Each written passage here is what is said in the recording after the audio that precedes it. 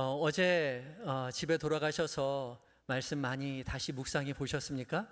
예, 하나님께서 우리 김평래 목사님을 통해서 우리에게 말씀 주실 때에 목사님 말씀이 참 좋네, 그렇게 생각하고 주무시면 안 되고요. 하나님께서 우리에게 이렇게 말씀하셨구나, 그렇게 생각하셔야 되는 거예요. 오늘도 변함없이 하나님께서 우리에게 말씀하여 주실 것입니다. 하나님의 말씀에 귀를 기울이셨으면 좋겠습니다. 우리 옆 사람에게 이렇게 인사했으면 좋겠습니다. 하나님의 음성에 귀를 기울입시다. 예, 참 잘 오셨습니다. 하나님께서 특별하게 오늘 여러분에게 말씀하실 것입니다. 귀를 기울이고 기대하는 모든 이들에게 약속하신 모든 것보다 더 크게 채워주실 줄 믿습니다. 오늘 목사님 모실 텐데요, 어제보다 이제 하루 더 사귀었으니까 조금 더 반가운 마음으로 우리 환영할 수 있겠지요. 반가운 마음 가지고 뜨겁게 기쁜 마음 가지고 환영하겠습니다. 목사님 앞으로 모시겠습니다.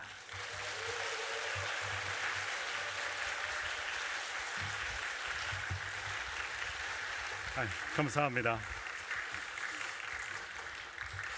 어제 제가 말씀드린 게 있죠. 좋은 인생. 제가 말한 건 아니고 김영석 교수님의 좋은 인생, 세 가지가 필요하다고 말씀을 드렸습니다. 옆에 좋은 사람이 있어야 된다. 그리고 손에는 좋은 책이 있어야 되고, 인생에는 좋은 추억. 오늘 이 자리가 여러분에게 그런 좋은 자리가 되시길 주님의 이름으로 축원합니다. 옆에 귀한 성도, 우리 좋은 사람들이 있죠. 그리고 우리 손에는 하나님이 주신 말씀이 있고요, 또 가을 부흥회라는 좋은 추억. 이 자리를 통해서 여러분의 인생이 좋은 인생이요, 또 귀한 교회는 좋은 교회가 되시길 주님의 이름으로 축원합니다. 어제 그 러브레터 첫 번째 시간이었습니다. 예수님의 사랑 고백을 우리가 들었죠. 당신 나 사랑해? 이거는요, 내가 사랑하기 때문에 할 수 있는 고백이에요. 아무에게나 이런 고백 안 합니다. 내가 그 사람을 진짜 사랑하기 때문에, 진심으로 사랑하기 때문에 당신도 나 사랑해? 이렇게 질문하는 거죠. 예수님이 베드로에게 질문하셨던 네가 나를 사랑하느냐, 이 질문은 사실 예수님의 사랑 고백입니다. 나는 너를 포기할 수가 없다. 그게 또 우리를 향한 하나님의 고백이죠. 우리가 사랑이 무엇인지를 어제 말씀을 통하여 보았습니다. 사랑은 다시 기회를 주는 것이다. 자녀가 실망을 시켜도, 배우자가 실망을 시켜도 사랑하면 포기하지 않고 다시 기회를 주는 것이다. 사랑하는 여러분, 예수님의 사랑으로 말미암아 우리들도 그 사랑 때문에 우리의 가정과 우리에게 주신 사람과 우리에게 주신 공동체를 포기하지 않고 사랑하는 그 사랑이 있기를 주님의 이름으로 축원합니다. 두 번째는 사랑하게 먼저 찾아가는 거예요. 베드로가 예수님 못 찾아갑니다. 뵐 면목이 없으니까. 근데 예수님은 아세요. 그 베드로를 찾아가시잖아요. 구약 성경 말씀 보면 아브라함과 롯의 이야기가 있죠. 둘이 싸웠어요. 이게 말이 되는 겁니까? 아들처럼 키웠는데 조카를, 이제 다 컸다고 삼촌을 무시하는. 그런데 놀라운 건 아브라함이 롯을 찾아갔어요. 그리고 먼저 손을 내밀었습니다. 사랑하기에. 사랑하는 사람이 먼저 손을 내미는 거예요. 그리고 그 사랑으로 롯은 관계가 회복되죠. 예수님도 마찬가지였습니다. 베드로는 절대로 예수님 못 찾아가요. 근데 예수님이 베드로를 찾아오셔서 그 베드로를, 실패한 베드로, 그를 다시 일으켜 세워주셨죠. 그리고 또 하나 중요한 걸 배웠습니다. 사랑에는 반드시 사명이 따라온다. 사랑하는 자에겐 반드시 사명이 따라오죠. 네가 나를 사랑하느냐, 네가 나를 사랑하느냐, 네가 나를 사랑하느냐, 3번 물으신 다음에 그렇다면 내 양을 먹이라. 양을 사랑하는 사람에게 양을 맡기는 게 아니라 예수님을 사랑하는 사람에게 양을 맡기세요. 저와 여러분도 마찬가지입니다. 자리를, 일을, 양을 사랑하는 게 아니라 우리가 예수님을 사랑하면 예수님께서는 그 양과 그 일을 저와 여러분에게 맡겨 주시는 줄로 믿습니다. 이것이 어제 우리가 함께 나누었던 말씀이었습니다. 오늘은 구약 성경 말씀인데요, 오늘 러브레터 두 번째 시간입니다. 오늘 말씀 보면 광야가 등장합니다. 성경에는 우리 인생을 담아내는 아주 상징적인 아이콘들이 몇 개 있습니다.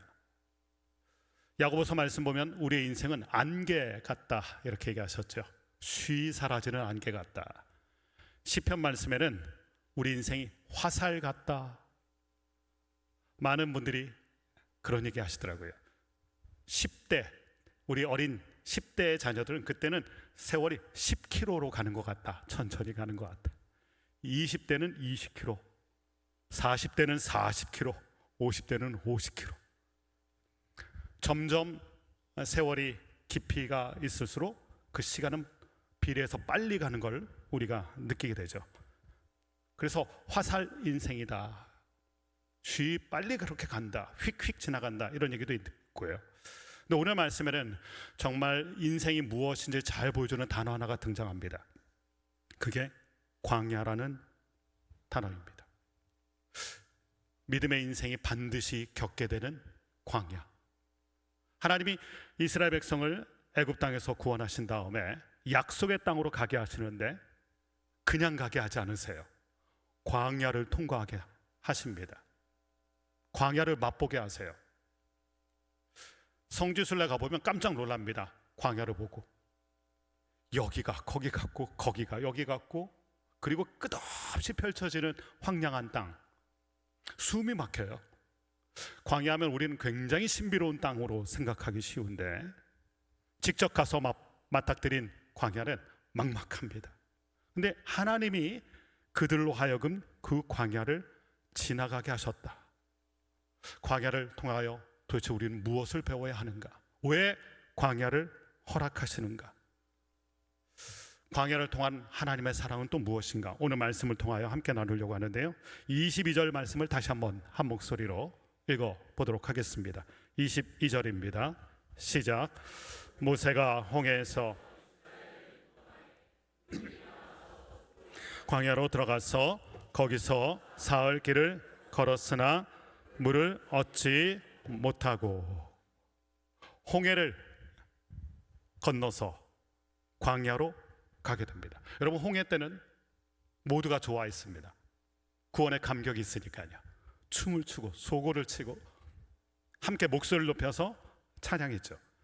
그런데 그 홍해 다음에 오늘 나오는 게 수르 광야입니다. 이스라엘 백성은 처음으로 광야를 겪게 돼요. 애굽의 종살이 때는 광야가 없었거든요. 광야 시간이 없었습니다. 애굽에서는 그냥 노예였죠. 종살이했죠. 애굽에서 주는 걸 먹고 애굽 사람처럼 살게 됐습니다.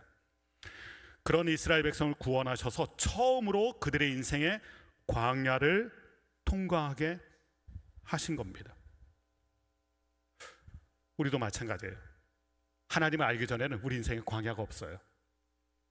근데 하나님을 만나고 우리의 신앙이 성숙함에 들어갈 때 우리는 하나님이 특별히 허락하신 광야를 통과하게 됩니다. 그러므로 우리가 먼저 기억해야 될 게 있어요. 광야는 어떤 곳인가? 광야에서 많은 어려움들이 있었습니다. 근데 사람들이 어려움만 생각해요? 그런데 광야는 사실 보석같이 아름다운 영적인 추억이 가득한 게 광야였습니다. 광야를 지나면서 그들은 하나님이 누구신지 깨닫게 되고 신앙생활의 기쁨이 무엇인지 깨닫게 되고 하나님이 부어주시는 특별한 은혜를 맛보는 시간이 광야였습니다. 그러니까 광야는 죽을 것 같지만 광야는 죽는 곳이 아니라 다시 태어나는 곳입니다. 하나님이 우리의 인생에 광야를 허락하셨을 때 그 광야를 통해서 우리가 새로워지는 것을 우리는 경험하게 됩니다. 그래서 광야는 은혜라고 얘기하는 것입니다. 자, 오늘 그 광야 이야기인데 두 가지 면에서 당황하게 됩니다.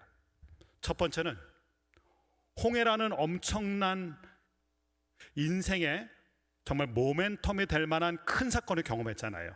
큰 구원을. 홍해를 건넜는데 눈앞에 나타난 게 광야입니다. 기대했던 건 뭔가요? 홍해를 건너면 약속의 땅이 나타날 줄 알았습니다. 애굽에서 나왔으니까 약속의 땅이 나와야 되는데 홍해를 건넜는데 눈앞에 막막한 광야가 있었던 것입니다. 이럴 때 우리는 당황해요. 아브라함이 하나님의 부르심을 받았습니다. 본토 친척 아비집을 떠나라. 말씀에 순종해서 떠났습니다. 그런데 아브라함의 눈앞에 나타난 게 뭡니까? 약속의 땅이 바로 나타난 게 아니에요. 히브리서 말씀 보면 이런 말씀이 있습니다. 아브라함이 그때 마음이 얼마나 힘들었는지 갈 바를 알지 못했다. 막막했던 겁니다. 분명히 하나님의 놀라운 은혜로 믿음을 시작했는데 근데 눈앞에 펼쳐진 것은 막막함이에요. 갈 바를 알지 못한다. 여러분, 우리도 그렇지 않습니까? 신앙생활하고 믿음으로 살아가지만 어쩔 때는 어디로 가야 되냐, 이거 어떻게 해야 되나 막막해질 때가 있습니다. 갈 바를 알지 못해요. 근데 더 놀라운 믿음의 고백이 성경에 등장합니다. 우리는 갈 바를 알지 못하지만 하나님께서 갈 길을 인도하신다. 여러분, 어쩔 때 내가 어떻게 해야 될지 몰라도 돼요. 인생 광야길은 막막하거든요. 갈 바를 알지 못해요. 우리는 갈 바를 알지 못해요. 그러나 우리를 인도하시는 하나님께서, 우리 주님이 길과 진리와 생명이 되셔서 갈 바를 모르는 우리들의 길을, 갈 길을 주님께서 인도하여 주실 줄로 믿습니다. 그래서 광야는 알고 가는 길이 아닙니다. 믿고 가야 돼요. 우리 인생은 알고 가는 길이 아닙니다. 하나님 믿고 가는 길이에요. 이게 광야입니다. 두 번째는 오늘 말씀 보니까 이게 수르 광야예요. 근데 이게 바위라는 뜻입니다. 길을 걸어가는데 울퉁불퉁한 거예요. 그냥 맨바닥 길도 어려운데 울퉁불퉁하니까 참으로 어렵겠죠. 힘겹게 걸어가야 되는 길입니다. 당황한 거죠. 근데 본인도 이렇게 생각할 거예요. 지금 눈앞에 뭐가 있습니까? 찬양대의 가사처럼, 오늘 찬양하신 가사처럼 구름 기둥과 불 기둥이 앞을 인도하고 있었거든요.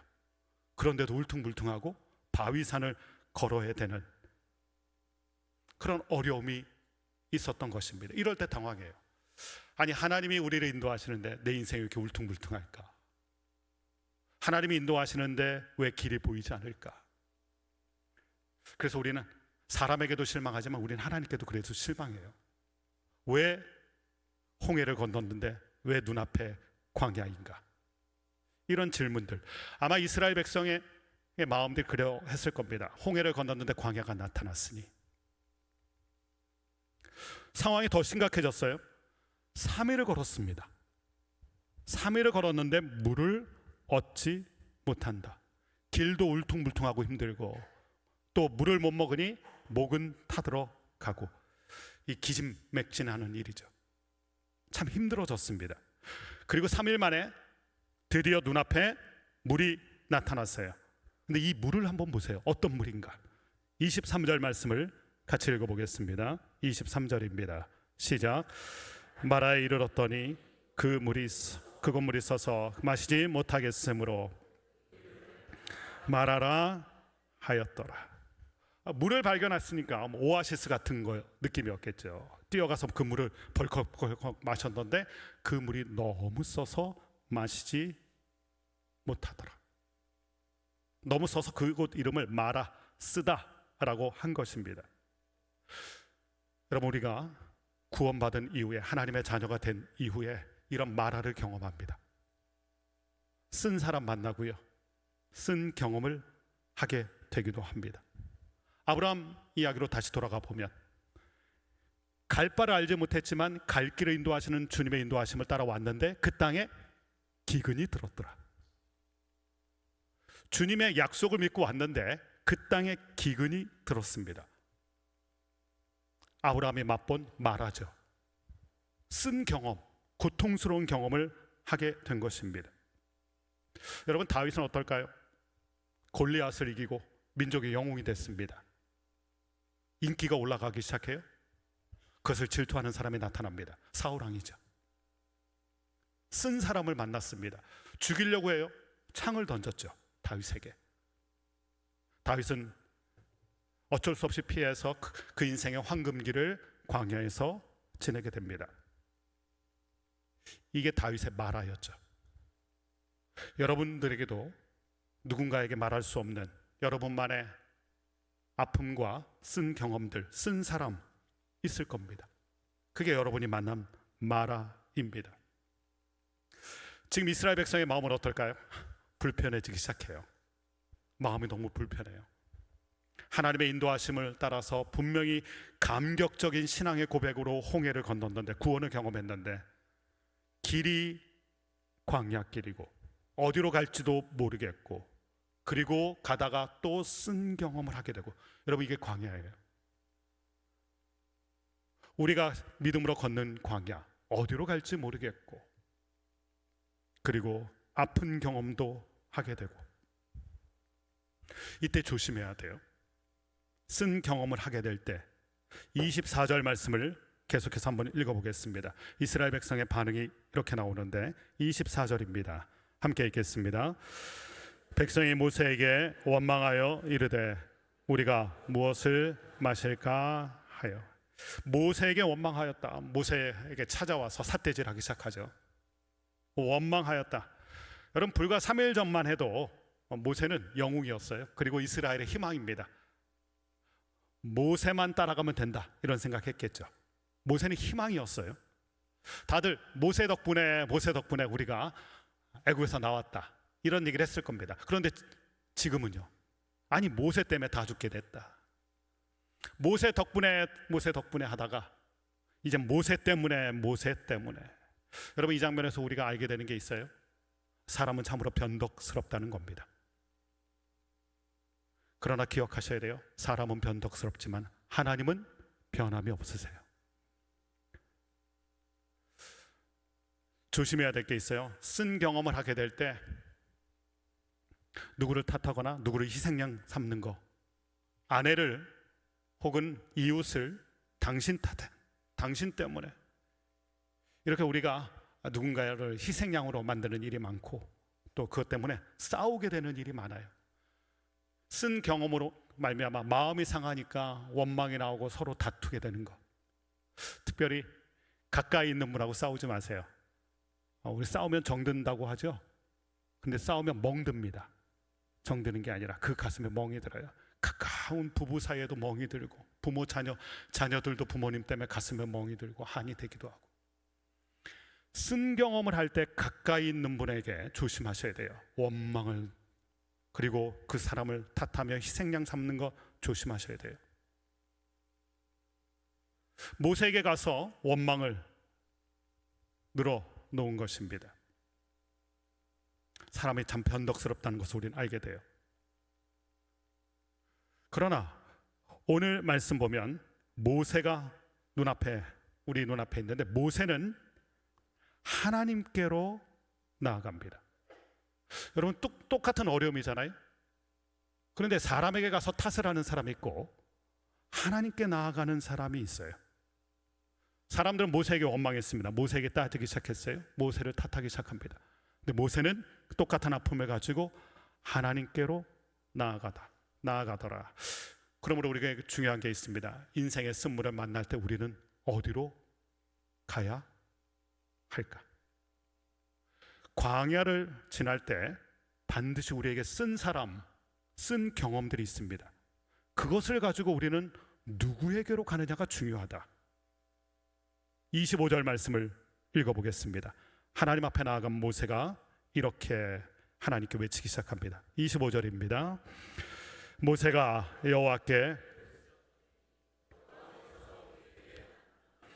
가르치시니 그가 물에 던지니 물이 달게 되었더라. 거기서 여호와께서 그들을 위하여 법도와 율례를 정하시고 그들을 시험하실세. 사람들은 모세에게 달려왔어요. 모세의 멱살을 잡았겠죠. 원망을 드러놓기 시작합니다. 근데 모세는요, 똑같은 아픔을 가지고 하나님께 가서 하나님께 부르짖기 시작하였다. 하나님을 찾아요. 여러분, 신앙이란 무엇입니까? 우린 다 신앙인인데 믿을 신 우러를 앙, 믿는 하나님을 바라보는 게 신앙이다. 쓴물을 만났을 때 우리가 우러러 봐야 될 분이 있어요. 그분이 하나님이에요. 쓴물을 만났을 때 사람에게 가면 반드시 원망이 쏟아집니다. 그런데 쓴물을 만났을 때, 인생의 쓴 아픔을 경험할 때 하나님께 나아가 하나님을 바라보는 이 모세의 모습, 성경은 다 믿음의 사람들에게 이것이 공통분모인 걸 알려줍니다. 믿음의 사람들 보세요. 한나가, 기도의 여인 한나가 인생에 쓴 아픔이 있었습니다. 무자했잖아요. 그것도 서러운데 분인 나가 이 한나를 구박하기 시작해요. 마음이 상하기 시작합니다. 그때 한나가 어떻게 합니까?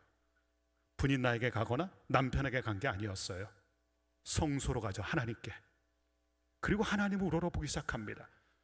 쓴 경험 있을 때 그 신앙의 힘으로 하나님을 우러러보는 믿음의 모습.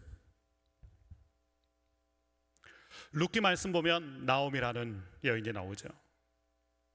베들레헴에서 있다가 모압으로 내려가게 됩니다. 모압으로 갔다가 인생이 풍비박산이 나요. 그때 어떻게 합니까? 그 쓴 경험 가지고 남편 죽고 두 아들 죽고 모든 것이 사라진 그때 그가 무슨 결정을 합니까? 베들레헴으로 다시 돌아갈 결정을 합니다. 하나님께로 돌아가야 되겠다. 내 인생에 쓴 아픔과 쓴 경험이 있지만 내가 하나님께로 돌아가 하나님을 바라봐야 되겠다. 오늘 모세를 보세요. 모세도 똑같은 쓴 경험을 한 겁니다. 모세가 더 당황스럽죠. 책임감이란 게 있으니까. 모세는 하나님 앞으로 가서 하나님을 바라보며, 특별히 오늘 우리 눈에 들어오는 게 부르짖었더라. 하나님께 부르짖기 시작합니다. 여러분, 똑같은 큰 소리가 났을 거예요. 사람들도 큰 목소리로 얘기했을 거 아니에요. 모세 때문에, 당신 때문에 우리가 이렇게 힘들어졌다. 큰 소리 냈을 겁니다. 모세도 큰 소리를 내요. 그런데 그 기도 소리예요. 그건 하나님, 하나님 우리를 불쌍히 여겨 주십시오.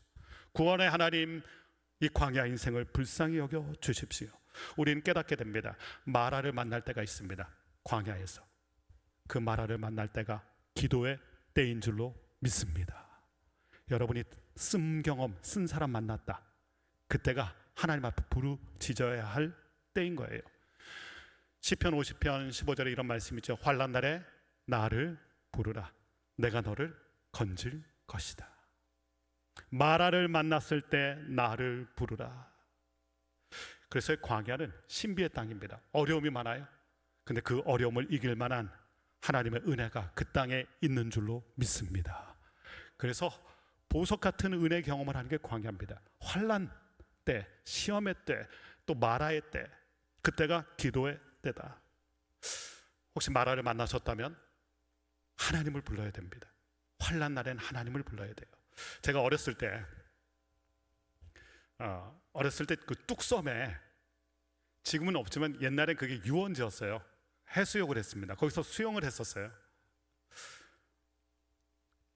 제가 쌍둥이인데요. 쌍둥이 형과 함께, 아버지와 함께 뚝섬 유원지에 놀러 갔습니다. 아이들은 물놀이가 하면 정신이 없잖아요. 정신없이 놀았어요. 놀다가 보고 눈을 떠보니까 제가 어디 있는지 모르겠어요. 아버지를 못 찾겠는 거예요. 제가 있던 자리를 못 찾는 겁니다. 미아가 된 거예요. 미아. 예전에 미아 보호소가 있었고요. 빨간 모자 쓴 사람들이 미아를 다 미아 보호소로 데려갔습니다. 경황이 없으니까 막 눈물도 나고 어떻게 해야 되는지 막 어린 마음에 걱정도 되고, 그 미아 보호소에 끌려갔어요. 갔더니 저만 있는 게 아니더라고요. 저하고 비슷한 아이들이 많이 있어요. 근데 그 한 명씩 한 명씩 불러갖고 이렇게 얘기합니다. 마이크를 주면서 아버지를 부르래요. 아버지를 부르라는 거예요. 그런데 미아보스에 온 아이들의 마음은 이미 마음이 무너져서 이 목소리가 안 나와요. 겁이 너무 많이 나니까. 그러니까 진정시키느냐고 물을 주더라고요. 물 한 모금 마시고 아버지를 부르래요. 근데 머릿속엔 걱정이 가득해요. 그 많은 사람들이 있는데 아버지를 부른다고 아버지가 오실까? 믿어지지가 않았던 거죠. 저를 진정시켰던 그분의 말을 듣고 마이크를 들고 크게 외쳤어요. 아버지, 아버지, 저 미아보호소에 있어요. 저 좀 구해주세요. 근데 놀라운 일이 있더라고요. 아버지를 부르니까 아버지가 오시더라고요. 제가 인생 진리를 그때 깨달았어요. 아버지를 부르면 아버지 오시는구나.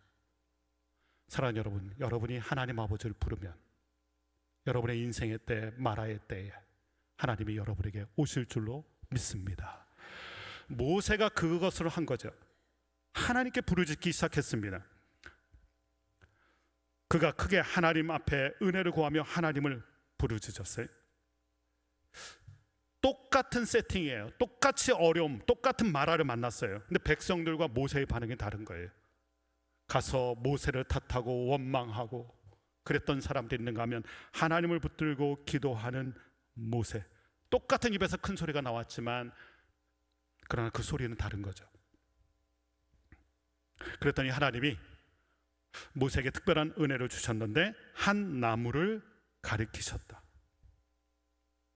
여러분 이상하지 않으세요? 광야는요 아무것도 없어요. 성지순례 가서 광야를 보면 정말 아무것도 없습니다. 뭐가 하나 있으면 눈에 다 띄어요. 근데 기도하는 모세에게 하나님이 한 나무를 보여주셨다는 거예요. 누구에게 그게 보이는 겁니까? 누구 눈에 그게 보이는 겁니까? 기도하는 사람에게 하나님은 기회를 주세요. 기도할 때 하나님이 그 사람에게만 보여주시는 게 있어요. 기도하는 사람에게만 들려주시는 하나님의 해법이 있어요. 그 많은 사람들이 있었는데 그 사람들 눈엔 이게 안 보여요.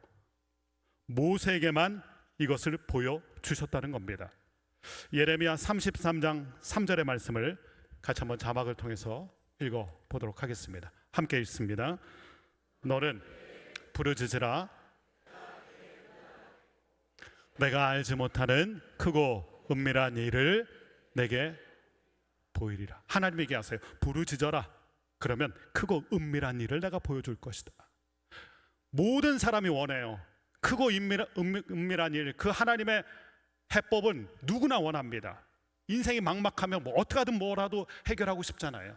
그래서 우리도 그것을 원하잖아요. 그런데 아무에게나 그걸 보여주지 않는다는 거예요. 부르짖어라. 부르짖는 사람에게는 크고 은밀한 일을 보여줄 것이다. 모세가 부르짖었고요. 모세만 보게 된 것입니다. 이스라엘 백성 눈에는 이게 안 보여요. 얼마나 많은 사람이 있었습니까? 근데 그들 눈엔 이게 안 보여요. 마라의 때 우리는 그 쓴 사람, 쓴 경험을 이겨내고 싶은데 부르짖지 않으면 그 해답이 안 보여요.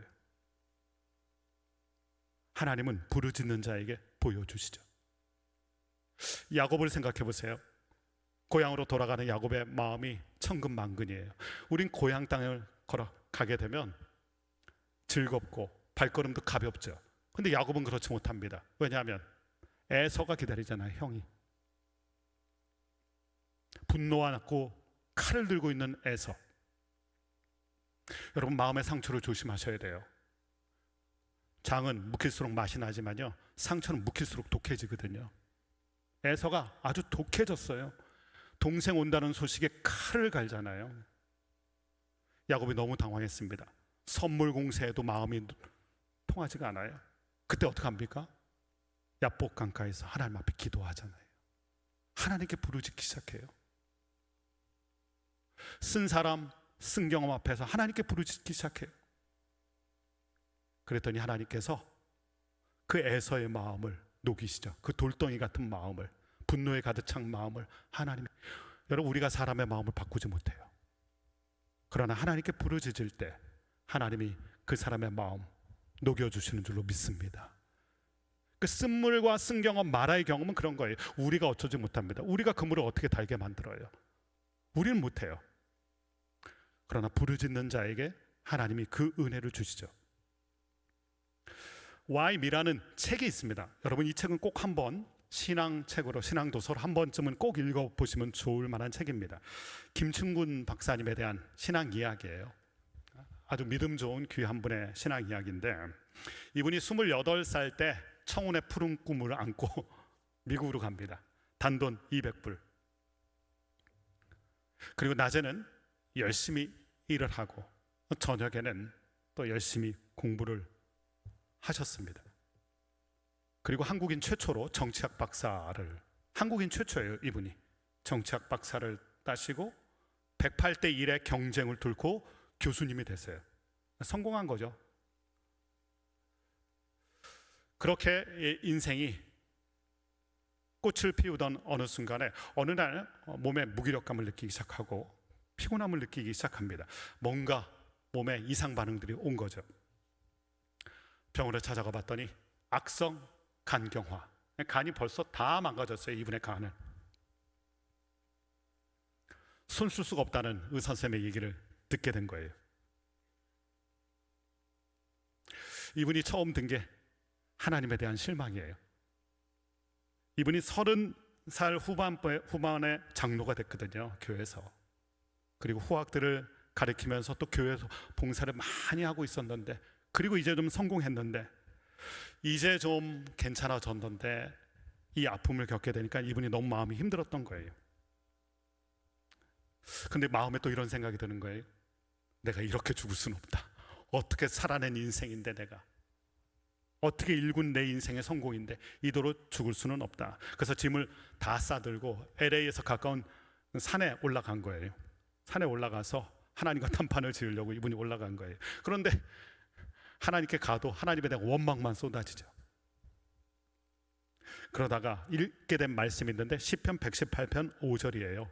어떤 말씀이 있냐면, 내가 고통 중에 여호와께 부르짖었더니, 이 말씀이 있는 거예요. 고통 중에 내가 여호와께 부르짖었더니, 인생의 마라를 만났을 때는 내가 하나님께 부르짖어야 되는구나. 왜 이 쓴 경험이 있는지, 왜 이 쓴 아픔이 있는지 모르겠지만, 내가 쓴 사람을 만났거나 쓴 경험을 할 때는 그 고통 중에 내가 하나님께 부르짖어야 되는구나. 그 말씀이 눈에 들어온 거예요. 그래서 태도를 바꾸기 시작합니다. 하나님께 부르짖기 시작하는 거예요. 하나님, 저에게 은혜를 주십시오. 제가 이 고통 가운데 있고 이 쓴물을 내 인생에 만났는데 하나님, 나에게 은혜를 베풀어 주십시오. 그렇게 기도하다가 하나님의 음성을 듣게 돼요. 얘야, 네가 죽어가는 것이 네 피 속에 있는 독 때문에 죽어가는 게 아니라 네 영혼에 쌓아두었던 죄 때문인 걸 왜 알지 못하느냐. 전혀 생각하지 못했던 얘기를 들은 거예요. 네가 지금 죽어가는 게 네 몸의 독소 때문이 아니라 네가 쌓아놓았던 네 영혼의 독 때문에, 죄 때문에 네가 죽어가는 걸 왜 모르느냐. 이걸 알려주신 거예요. 본인은 괜찮은 신앙인이라고 생각했습니다. 나 정도면 훌륭한 신앙인이지, 괜찮은 신앙인이지. 그런데 하나님께서는 그 영혼에 쌓인 죄에 대해서 말씀하시기 시작한 겁니다. 그때 이분이 하나님 앞에 고백하기 시작해요. 내가 죄인이구나. 여러분, 우리도 그렇지 않습니까? 죄인이란 고백이 잘 나오지 않을 때가 있잖아요. 우리가 죄인인데도. 그러면서 괜찮은 신앙인으로 살아가는 우리의 이중적인 모습. 그때부터 이분이 하나님 앞에 부끄러웠던 죄를 쓰기 시작해요. 책에다 쓰는데 무려 52페이지를 쓰기 시작합니다. 하나님의 생각나게 하는 모든 걸 쓴 거예요. 가식적인 신앙부터, 그리고 본인이 하나님 앞에 부끄러웠던 악함과 약함에 대해서. 우리는 약함도 있고 악함도 있거든요. 죄인들은 그걸 다 쓴 거예요. 하나님이 생각나게 하시는 거 다 쓴 거예요. 그리고 1년의 시간이 지났습니다.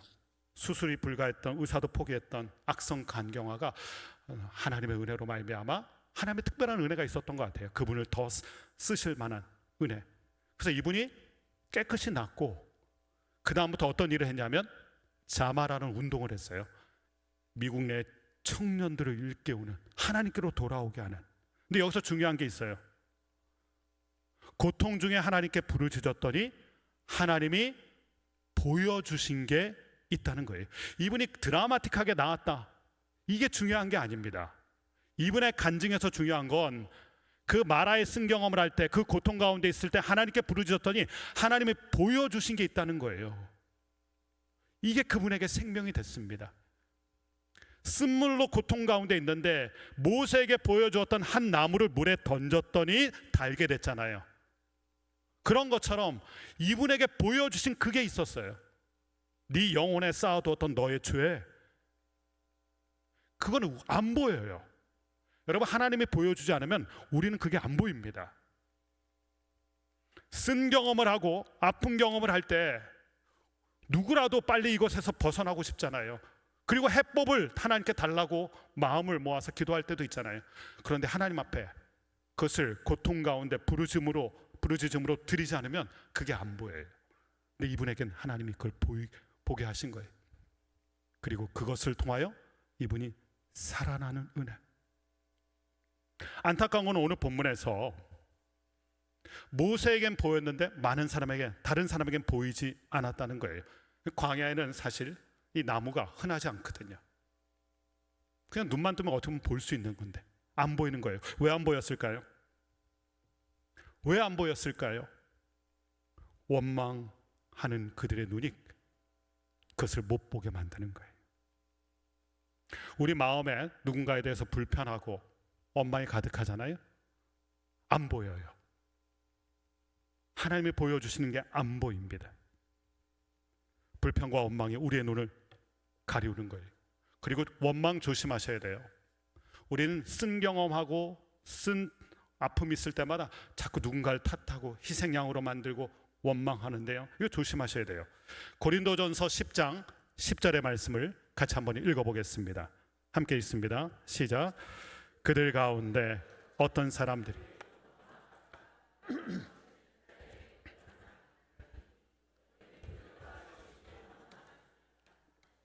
이 고린도전서 10장은 광야 이스라엘 백성에 대한 이야기거든요. 근데 이런 말씀이 있어요. 그들 가운데 어떤 사람들은 원망하다가 멸망당하였다. 광야 이스라엘 백성이 가장 잘한 게, 자주 한 게 원망이거든요. 원망. 그런데 그 원망의 내용을 가만히 한번 살펴봐야 됩니다. 먹을 게 없다, 이런 원망 많이 했어요. 우리에게 먹을 게 없다. 그래서 하나님은 하늘 양식을 비같이 내려주신 게 만나잖아요. 가만히 보면 먹을 것이 없다고 원망한 사람 중에 굶어 죽은 사람 없었어요. 또 마실 물이 없다 원망하던 사람들이 있습니다. 반석에서 천연 안반수를 하나님이 주셨죠. 목이 타서 죽겠다. 그런데 성경 말씀 보면 목이 타서 죽은 사람은 없어요. 먹을 게 없어서 죽은 사람 없고 마실 물이 없어서 죽은 사람이 없어요. 그런데 죽은 사람들이 있어요. 어떤 사람들입니까? 원망하던 사람들. 광야 인생길을 인도하신 하나님께서, 저와 여러분을 구원하신 하나님께서 반드시 저와 여러분을 광야에서 인도하시는데 어려움도 있어요. 부족함도 있어요. 근데 하나님께서 이끌어 가세요. 광야에서.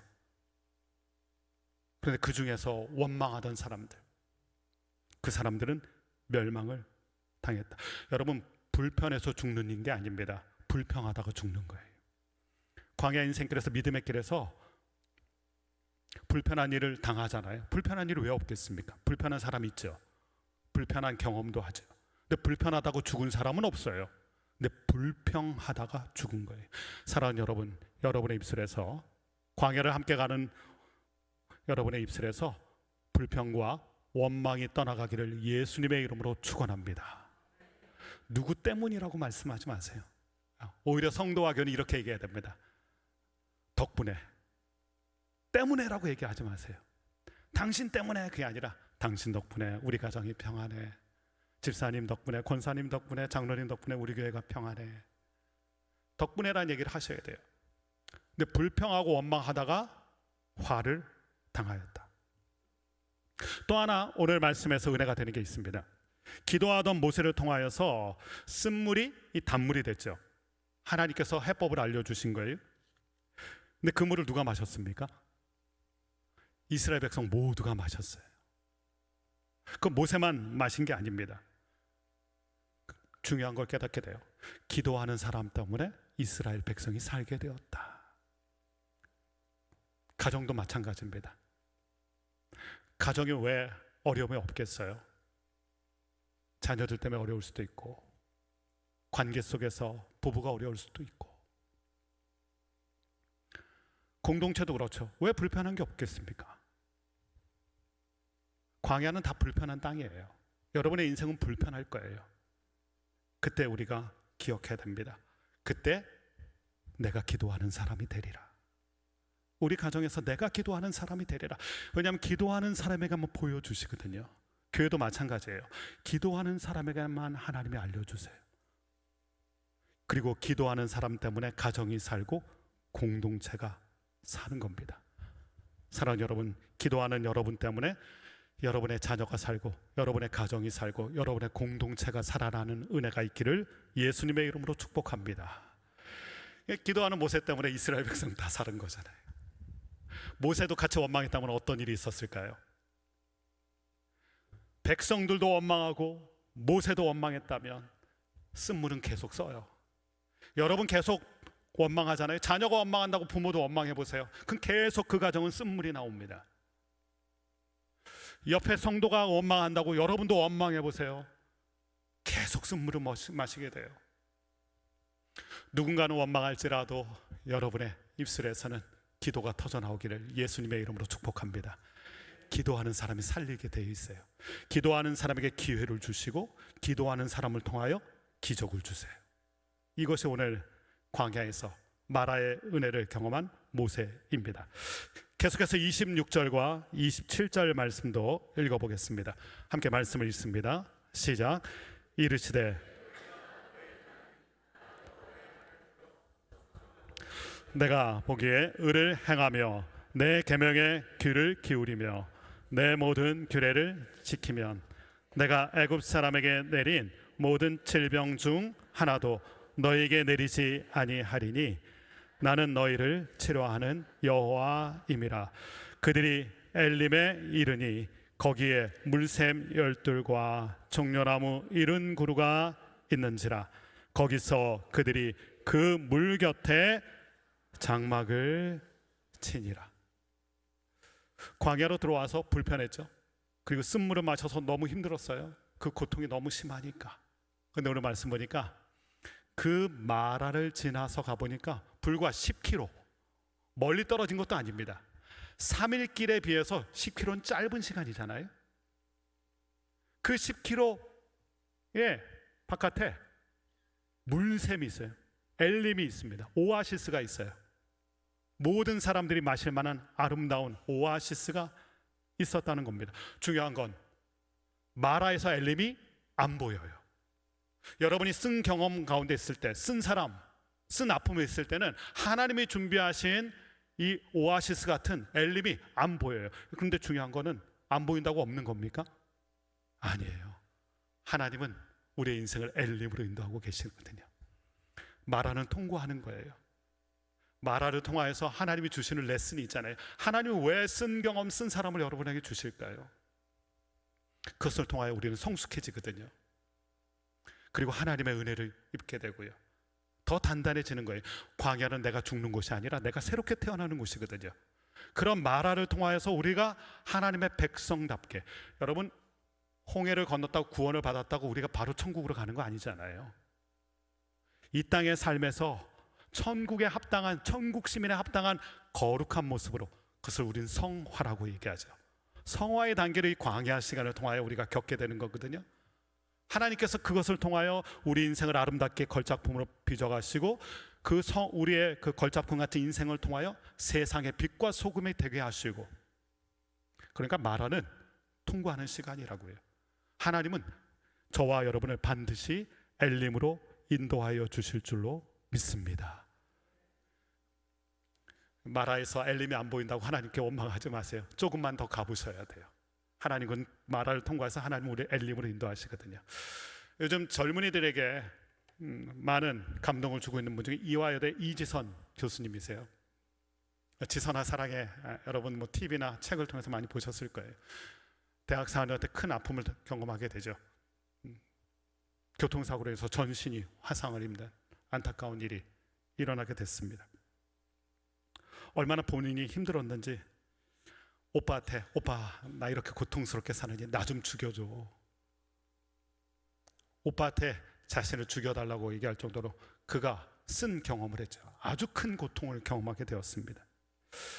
매일같이 죽음을 생각할 정도로 고통 가운데 있었던 힘겨운 하루하루. 그런데 그때 그를 붙들어 주었던 어머니의 기도와 가족의 사랑이 있었고요. 또 교회 공동체와 믿음의 친구들의 사랑과 격려가 있었어요. 그래서 하루하루를 정말 힘겹게 버티는데 어느 날 하나님의 음성을 들은 거예요. 지선자매가. 네 인생 망가졌다고 생각하지 마라. 끝났다고 생각하지 마라. 네 인생이 누군가에게 희망이 되게 하겠다. 하나님께서 지선자매의 마음에 이런 은혜를 주신 거예요. 네 인생 망가진 거 아니야. 쓴 경험했다고 끝난 거 아니야.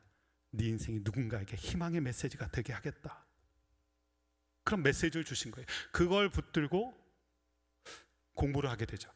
포기했던 공부를 하게 되면서 지금은 이제 교수님이 돼서 많은 후학들을 양성하고 또 교회들 청년들에게 희망을 전해주고 있는데, 그분이 이런 고백을 했더라고요. 이선 교수님이 자매가 인생을 돌아보니까 그 아픈 시간들을 다 이렇게 통과하고 지금 와보니까 자신의 인생이 동굴이 아니라, 그 시간이 동굴이 아니라 터널이었다. 동굴이 아니라 터널이었다. 여러분, 동굴은 계속 들어갈수록 더 어두워요. 그리고 끝이 막혀 있어요. 절망이죠. 그런데 터널은요, 그 어둠의 시간을 통과하면 터널 끝에는 밝은 빛이 비춰옵니다. 우리에게 마라의 시간이 그런 시간이에요. 쓴 경험, 아픈 경험 때문에 고통스럽지만 하나님 거기서 끝내지 않으세요. 마라를 통과해서 오늘 말씀처럼 오아시스가 있는, 물이 있는, 푸른 초장이 있는 엘림으로 우리를 인도하십니다. 그러므로 우리가 기억해야 될 것, 그 마라의 시간대 잘 통과할 수 있도록 부르짖는 게 중요하다. 오늘 러브레터 두 번째 시간인데요, 하나님은 우리의 인생길에 동행하시면서 우리의 아픔과 함께 하세요. 여러분, 그 이야기 기억나십니까? 모래 위의 발자국? 많은 분들이 아시죠? 모래 위에 발자국이 있었어요. 뒤돌아보니까 그게 본인의 인생길이더라고요. 보니까 발자국이 두 사람이에요. 아, 하나님이 내 인생에 함께 하셨구나. 너무 좋은 거죠. 근데 가만히 보니까 어느 순간에는 발자국이 한 사람의 발자국만 남아있는 거예요. 그때를 가만히 보니까 내가 너무 힘들었을 때. 그래서 하나님께 원망합니다. 하나님, 나 힘들 때 혼자 내버려 두셨군요. 하나님이 얘기하시죠. 아니다. 네가 힘겨워 쓰러질 때, 걸을 힘도 없을 때, 그 발자국, 그건 내 발자국이야. 내가 너를 안고서 갔기 때문에. 광야도 마찬가지예요. 우리 모두는 광야의 시간을 믿음으로 걷고 있습니다. 그 광야의 시간은 힘들고 어려운 시간이고 불편한 시간들이에요. 근데 그 광야를 뒤돌아보면 여러분이 마라를 만났을 때, 그때 발자국, 그것은 여러분의 고통을 안아주시는 하나님의 발자국이 될 줄로 믿습니다. 그리고 꼭 기억하셔야 돼요. 하나님은 고통 가운데도 함께 하시고 그것이 하나님의 사랑이다. 여러분, 인간은요, 고통의 시간은 다 떠나갑니다. 여러분이 아프고 여러분이 힘든 시간, 인생이 부도나면요, 많은 분들이 저에게 얘기하시더라고요. 목사님, 인생이 어려워지니까 사람들이 다 사라졌어요. 도움을 요청할 사람이 없어요. 사람들은 변덕스럽거든요. 그러나 하나님은 변함이 없이 여러분의 인생길에 동행하여 주시는 줄로 믿습니다. 이게 하나님의 사랑이에요. 우리는 하나님의 손을 붙들고 하나님의 집까지, 천국까지 하나님과 아름다운 동행으로 저 여러분이 모두가 승리하게 될 줄로 믿습니다. 기도하겠습니다. 사랑하는 주님, 구원의 감격이 우리 가운데 있고 은혜가 있지만 우린 여전히 광야길을 걷고 있습니다. 때로는 그 광야길이 울퉁불퉁하여 불편하기도 하고, 때로는 광야길에서 쓴 사람을 만나고 쓴 경험을 해서 마라의 고통을 경험하게 되기도 합니다. 주님, 그러나 그때도 주님이 함께 하셨고 주님을 바라보라 하셨습니다. 신앙이란 믿음으로 하나님을 우러러보는 것입니다.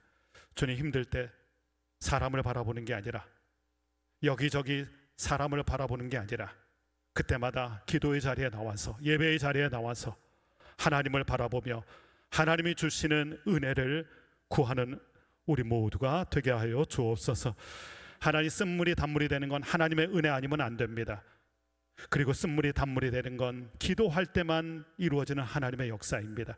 사랑하는 한영교회 모든 하나님의 사람들이 광야길에서 쓴물을 만날 때마다 하나님께 부르짖음으로 말미암아 그 고통이 변하여 기쁨이 되게 하여 주시고 은혜가 되게 하여 주시고, 그러므로 우리의 신앙이 더욱 성숙해지는 귀한 역사가 있게 하여 주시옵소서.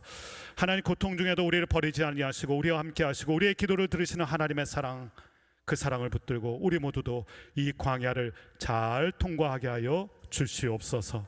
감사드리며 예수님의 이름으로 기도드립니다. 아멘.